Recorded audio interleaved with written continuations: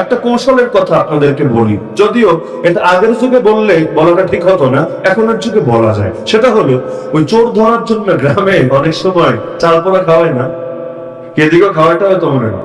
এই যুগে এগুলো বেশি চলে না, আগে চলতো। এই জন্য আমি রহস্য ফাঁস করে দিচ্ছি, আগের যুগ হলে ফাঁস করা উচিত হতো না, এখন যেহেতু চলে না বললে সমস্যা নেই। এই যে চাল পোড়া দিয়ে আসলে চোর ধরে, এটার মূল বাস্তবতা হলো, এটা কোনো দোয়া, কোনো দুরুদ, কোনো হুজুরের কোনো স্পেশাল কেরামতি এগুলো কিচ্ছু না, বরঞ্চ এটা পুরোটা হলো একটা টেকনিক, একটা ফাঁদ, একটা কৌশল। মানে কি? মানে হলো, বাংলায় বলে চোরের মনে, শুনেছেন না, চোরের মনে পুলিশ পুলিশ। তো যখন সামনে চাল নিয়ে রাখবে, ধরেন 10 জনকে টার্গেট করেছে, এর মধ্যে কোনো একটা বিশেষ টার্গেট আর বাকিগুলো হলো নর্মাল টার্গেট, এগুলোকে বসিয়েছে। প্রথমে তো একটা ভূমিকা দিয়ে নেয়, এটা অমুক বড় হুজুরের থেকে পড়ায় এনেছি, এটা যে খাবে ও যদি আসলে চুরি করে থাকে, ভেতর থেকে রক্ত বের হয়ে জায়গায় স্পট ডেট জায়গায় মারা যাবে।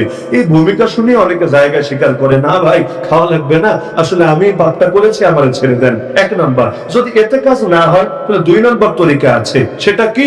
যে তার চেহারা দেখে অনেক সময় বোঝা যাবে, কারণ চোরের চাহনি, চোরের চেহারার হাবভাব এটা স্বাভাবিক মানুষের মতো হবে না, বরঞ্চ ওর বুকের মধ্যে ধুকপুক করতে থাকবে, ওর চেহারা কেমন শুকিয়ে যাবে, চোখগুলো কেমন ফ্যাকাশে হয়ে যাবে, এটা দেখো কিছুটা আইডিয়া করা যাবে। এই দুইটাই যদি নাও হয় সমস্যা নাই। বাংলায় বলে না, ধারে না কাটলে ধারে কাটবে, মানে সবসময় ধারে কাটে না, কখনো ধারে কাটে, ধারে কাটবে কিভাবে? 3 নম্বর কৌশল হলো, যখন চাবাতে শুরু করবে, এটা তো আর গেলার জন্য দেয় না, চাবায় সামনে ফেলবে, ওরা ভূমিকা দিবে যে রক্ত আছে কিনা চেক দিবে। মূল খেলাটা হলো এখানে, যখন চাবাতে শুরু করবে।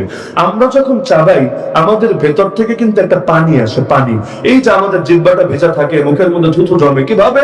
আমরা তো বাহির থেকে পানি নেই না, ভেতর থেকেই পানি আসে।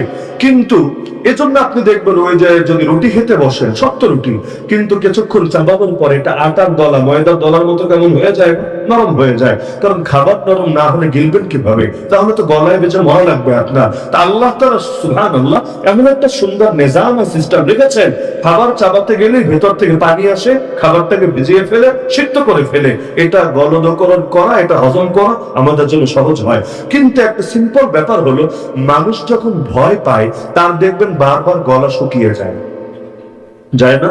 এজন্য রিমান্ডে আমরা দেখতাম বারবার পানি খেতে চায়, একবার দিয়েছে খেয়েছে, আবার 10 মিনিট পর স্যার আর একটু পানি খাবো, আবার দিয়েছে, আবার একটু পর পানি খাইতে চায়, আবার দেয়, আর অবশেষে তার শুধু বারবার একটু পর পর পেশাবের চাপ দেয়। ওই চাপ দিলে আবার অনেক সময় ফাইজলামি করে, বাধ্য করে।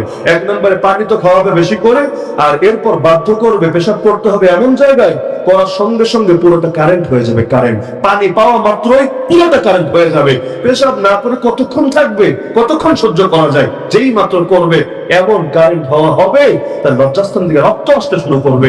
এজন্য যারা রিমান্ড খেটেছে এবং রিমান্ডে এই সবটা যাদেরকে দেওয়া হয়েছে, অনেকের লাইফ শেষ, লাইফ শেষ। কেন? কারণ এখন স্বাভাবিকভাবে চলতেও পারে না, এমনি সারাদিন রক্ত বের হতে থাকে ওখান থেকে।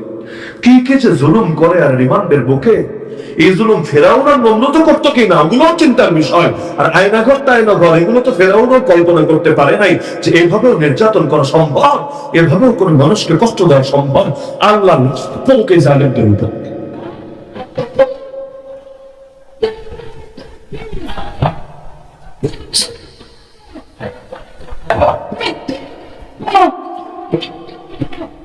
তো এখন যে চুরি করেছে সে যখন চাবাবে, তার তো ভয় আছে ভেতরে, ভয় নাই? অবশ্যই আছে। ভয় দিয়ে যখন চাবাবে, ওর ভেতর থেকে পানিটা আসবে না, না আসার কারণে ধরেন 5 মিনিট চাবালো, চাবানোর পর বলা হবে ফেলতো মুখ থেকে। এখন যেই প্রয়োজন চুরি করে নাই, ওরা যখন ফেলবে দেখবেন পুরো ভিজা ভিজা জিনিসটা, এটা গলা দিয়ে সাপ্লাই করার উপযুক্ত হয়েছে। আর যে চুরি করেছে, অনেকক্ষণ চাবানোর পর পানি যেহেতু পায় নাই, পুরো চালগুলো মিলে মিলে বলের মতো হয়ে গেছে, বলের মতো, ভিজার কোনো আলামত নাই।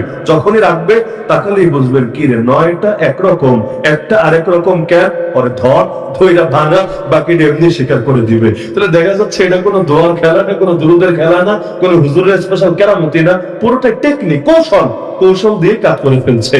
তো এখন এই যে ঘটনাটা শুনলাম, চোরের ঘটনা, 3 চোরের ঘটনা, ঘটনা থেকে কি বুঝলেন? ঐক্য থাকলে লাভ, না অনৈক্য হলে লাভ? এই জন্য আল্লাহ রাসূল সাল্লাল্লাহু আলাইহি ওয়াসাল্লাম এই উম্মতকে স্পেশাল তারগীব দিয়েছেন ঐক্যবদ্ধ থাকার জন্য।